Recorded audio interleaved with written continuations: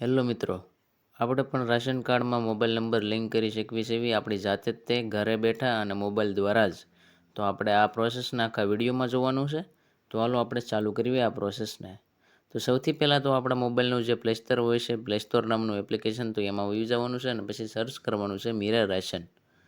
એ આપણે સર્ચ કરી દેવાનું છે મિરર રાશન. પછી જે સૌથી પહેલાં એપ્લિકેશન આવશે તેને ઇન્સ્ટોલ કરીને, આ જે પહેલી એપ્લિકેશન હોય છે તેને ઇન્સ્ટોલ કરીને આપણે ઓપન કરી લેવાની છે. તો આવું કંઈક ઇન્ટરફેસ આવશે આ એપ્લિકેશનનું. પછી આપણે આધાર કાર્ડના નંબર આમાં નાખવાના છે. આધાર કાર્ડ દ્વારા આ લોગિન થાય. આ બોક્સમાં આપણે આધાર કાર્ડના નંબર નાખવાના છે. પછી કેપ્ચા કોડ આની આપણે જમણી સાઈડ નાખી દેવાના છે. પછી લોગિન વિથ ઓટીપી ઉપર ક્લિક કરી દેવાનું છે. તો આપણે આ પ્રોસેસ પહેલાં કમ્પ્લીટ કરી લેવી. ઓટીપી સેન્ડ સક્સેસફુલ એવું બતાવે છે. તો આધાર કાર્ડ આરે જે મોબાઈલ નંબર લિંક હશે તે મોબાઈલ નંબર ઉપર ઓટીપી આવશે, તે આપણે ફિલ કરવાનો છે. હમણાં આપણે ઓકે બટન ઉપર ક્લિક કરી દઈશું. પછી ઓટીપી જે આવશે તે આ 6 આંકડાનો ઓટીપી આની અંદર આપણે દાખલ કરવાનો છે. તો આપણો ઓટીપી આવી ગયો છે ને પછી આપણે વેરીફાઈ બટન ઉપર ક્લિક કરી દઈશું. ઓટીપી વેરીફાઈ સક્સેસફુલ એવું પોપઅપ આવી જાય. પછી આપણે ઓકે બટન ઉપર ક્લિક કરી દેવાનું છે.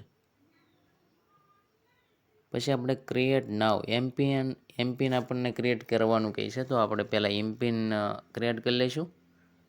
4 આંકડાનો એમપિન હોય છે. પછી નેક્સ્ટ બટન ઉપર રી એન્ટર એમપિન ઉપર ક્લિક કરીને પાછું ક્રિએટ એમપિન ઉપર ઓકે બટન ઉપર ક્લિક કરી દઈશું. આપણે your pin code has been saved okay ઉપર ક્લિક કરી દઈશું. પછી આપણે કંઈક યુઝર ઇન્ટરફેસ આવું આવી જાય. જેમ કે આપણું પીવીસી રેશન કાર્ડ અહીંયા આપણને બતાવે છે.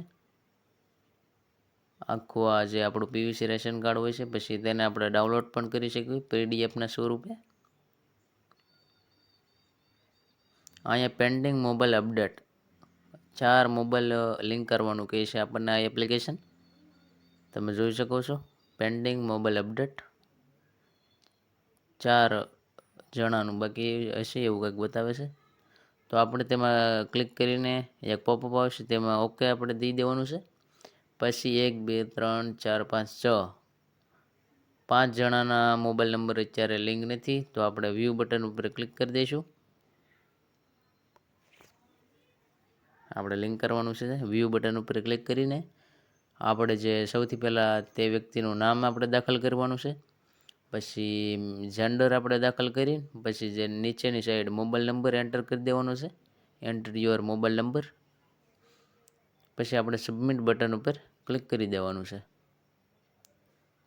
ક્લિક કર્યા બાદ ઓટીપી સેન્ડ સક્સેસફુલ જે આપણે મોબાઈલ નંબર લિંક એટલે કે નાખ્યો છે તેમાં ઓટીપી આવશે. તે ઓટીપી આમાં ફિલ કરવાનો છે. એ પણ 6 આંકડાનો હોય છે. ઓટીપી આવી ગયો છે અને પછી આપણે વેરીફાઈ કરી દેવી. વેરીફાઈ બટન ઉપર ક્લિક કરી દઈશું. ઓટીપી વેરીફાઈ સક્સેસફુલ એવું પોપઅપ આવી જશે આપણે સામે. પછી આપણે ઓકે બટન ઉપર ક્લિક કરી દઈશું. Your request has been successful submitted to district food supply officer એવો આપણે મેસેજ આવી ગયો છે, એટલે કે પોપઅપ આવી ગયો છે એપ્લિકેશનમાં. પછી આપણને આપણી રિક્વેસ્ટ આઈડી પણ જોવા મળશે, ડેટ અને સમય પણ જોવા મળે છે.